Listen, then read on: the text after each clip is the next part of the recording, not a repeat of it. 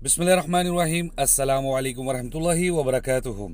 हमारे कुछ मुसलमान भाई और बहनें ऐसी हैं जो नमाज में रुकू में बहुत ज़्यादा आजी उनमें आ जाती है और वो क्या करते हैं, असल में रुकू की जो पोजीशन है वो इस तरह है, स्ट्रेट बिल्कुल आपकी कमर होगी। तो आजी में क्या करते हैं, बहुत नीचे चले जाते हैं इस तरह। या कुछ हमारे भाई बहन हैं वो इस तरह खड़े हो जाते हैं, रुकू में जाते हैं। देखिए, अगर तो कमर में दर्द है तो ये पोजीशन जायज़ है, लेकिन अगर आप इस पोजीशन से बिल्कुल नीचे चले जाते हैं तो ये सही नहीं है, मना है। आप लोगों को कोशिश करनी कि आप अगर सेहतमंद हैं, कमर में दर्द नहीं है, तो बिल्कुल स्ट्रेट आपकी कमर होनी चाहिए और आपकी गर्दन भी जो है वो भी सीधी होनी चाहिए, ना कि आप बिल्कुल नीचे झुके हो या ऊपर उठाई हो। और अपने जो कदम है उनके दरमियान में वहाँ पर आपकी निगाह होनी चाहिए। जी नाज़रीन, ये तो था आपके रुकू का तरीका। उम्मीद करता हूँ कि आप आइंदा से इस चीज़ का ध्यान रखेंगे, ना बहुत